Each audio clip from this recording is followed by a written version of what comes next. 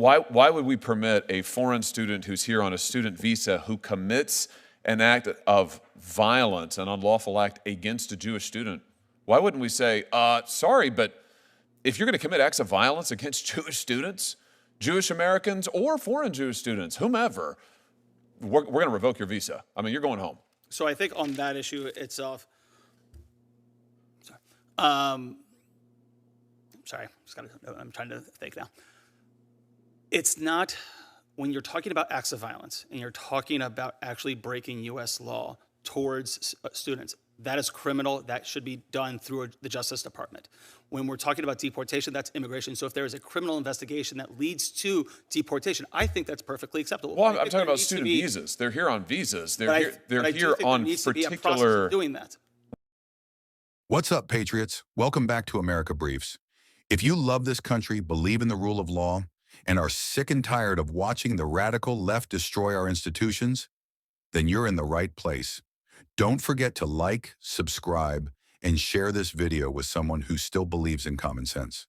Today, we're breaking down what went down in that Senate hearing, where Senator Josh Hawley absolutely grilled a Democrat witness on the insane failure of diversity, equity, and inclusion programs on college campuses, and how they're allowing anti-Jewish hate to run wild under the banner of social justice. Thank you, Madam Chair. Thank you to all of the witnesses for being here. Let me say that I, too, am pleased that we're finally holding a hearing after years on this vitally important topic, particularly as these anti-Jewish, anti-Israel protests now erupt again on our college campuses, most of which, all of which, are getting massive amounts of federal funding. Mr. Rockland, is that how I say your name, by the way? Is it Rockland? Rackling, just imagine Rackling. R-A-C-K rather than Rackling. Okay, I got it. All right, I'll see if I can adhere to that. Appreciate it. Let me just ask you, I just want to make sure that I heard you in response. I think it was to Senator Welch. Did you say that you're not in favor of canceling visas for foreign students who commit unlawful acts against Jewish students? I said at this time, Nexus does not have a position on that, the organization I work for. And then I went on to describe how in the national strategy, it doesn't talk about that, doesn't recommend that, and that was done in consultation with 1,000 leaders across the board and was supported by the ADL, AJC, JFNA, J Street, all of us. So you don't think that's not a good idea? I mean, why would we permit a foreign student who's here on a student visa who commits an act of violence, an unlawful act against a Jewish student? Why wouldn't we say, sorry, but if you're going to commit acts of violence against Jewish students, Jewish Americans or foreign Jewish students, whomever, we're going to revoke your visa. I mean, you're going home. So I think on that issue itself,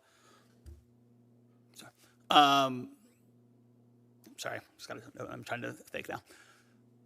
It's not, when you're talking about acts of violence and you're talking about actually breaking U.S. law towards students, that is criminal. That should be done through the Justice Department. When we're talking about deportation, that's immigration. So if there is a criminal investigation that leads to deportation, I think that's perfectly acceptable. Well, I'm talking about student visas. They're here on visas. They're here on particular. Doing that. Well, sure, but why don't we write into the process a condition of the visa that if you assault a Jewish student on campus, you're out of here. You're gone.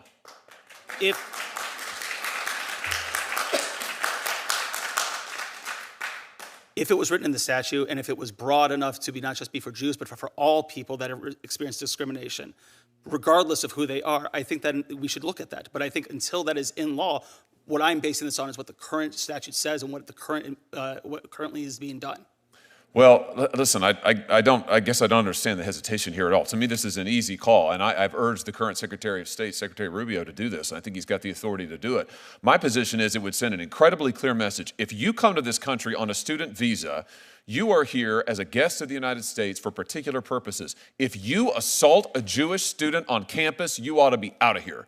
And we ought to make it clear to people we are not going to tolerate it. We're not going to tolerate it for any reason. Can I just ask you why I have you here, Mr. Reckland? Yeah, I've heard you talk about DEI. I just want to be clear on this. You would agree, wouldn't you, that much of this DEI rhetoric has been weaponized against Jewish students? The DEI dialogue has been weaponized against them. They're called colonizers, they're called imperialists, they're called oppressors. It's the classic intersectionality DEI language. I'll give you some tangible examples. The DEI chair at MIT publicly issued statements calling Israel a genocidal apartheid state. You have the University of Washington's DEI office that sent out an email describing Israel as, once again, an unlawful and oppressive settler colonial apartheid state. The DEI program coordinator at Rutgers said to Jewish students, F you colonizer, F you Zionists.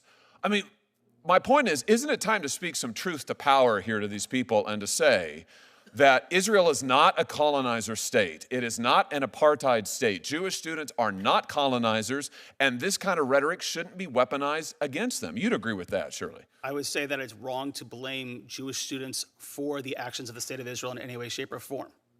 And it's wrong to call the state of Israel a colonial apartheid state. I would say that Israel right now, a number of different human rights organizations talk about them in that sense. Personally, I don't see Israel that way. I've been there many times. I have family that live there. I've been to the West Bank. I've enjoyed it. However, there are considerable issues regarding the occupation that need to be addressed, and inadequacies between how Palestinians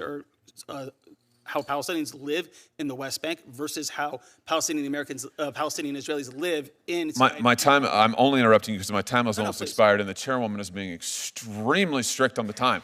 So, but I just want to make this point because I think we're seeing it over and over and over where you have actual campus apparatus, DEI apparatus on these campuses. These are departments, these are officials, these are professors who are weaponizing that against Jewish students. My question is, shouldn't we condemn that? No holds barred. Say that is wrong for DEI officials to be saying Israeli students are colonizers, Jewish American students are colonizers, Israel's an apartheid state. That is wrong, full stop, no conditions. Would you agree with that? I would say that a lot of DEI programs need to actually bring into its anti-Semitism training, either going to other organizations, because so much of what is happening within the DEI or just be eliminated. Why don't we just eliminate the DEI programs and eliminate the kind of reverse discrimination against Jews that they are Hawley, promoting? I appreciate your passion, and we understand.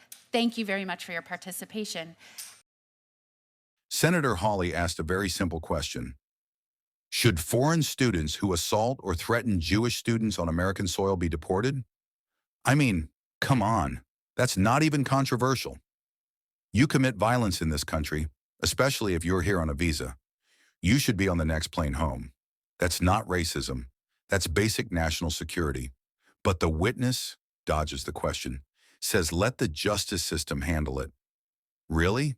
So we're just going to keep violent radicals on our soil because we're too scared to offend the woke mob? What about protecting American students, especially our Jewish students who are being targeted for simply existing? Let's be real here. These DEI programs have become hotbeds of anti-American, anti-Israel, and frankly, anti-Jewish propaganda. They don't promote inclusion. They push division. They label Jewish students as oppressors, as colonizers, just because of their heritage or support for Israel. That's not equity. That's bigotry wearing a progressive mask. And of course, the witness throws in the usual leftist buzzwords, occupation, complex situation, blah, blah, blah. Nope. Violence is never justified. And if you're on an American campus advocating for harm against Jews, you're not a protester. You're a threat. Senator Hawley hit the nail on the head. DEI has become a weapon. And if these programs can't address the rising anti-Semitism, if they refuse to protect Jewish students, then they don't belong on our campuses at all. Either these programs include real anti-Semitism education, or they get defunded. Period. It's time to stop playing nice with these dangerous ideologies that are poisoning the minds of our youth and putting lives at risk. We need leaders like Senator Hawley who aren't afraid to say the truth, even when it's uncomfortable for the left. If you're sick of this nonsense, if you believe this country should stand up for every American, including our Jewish brothers and sisters, then speak out. Call your senators, demand accountability, and remember, we the people still run this country. Thanks for watching, Patriots. Drop a comment below. What do you think should happen to foreign students who commit violence on our campuses? Should DEI be reformed? or abolished completely? Let's talk about it. Until next time, stay free, stay fearless, and God bless the United States of America.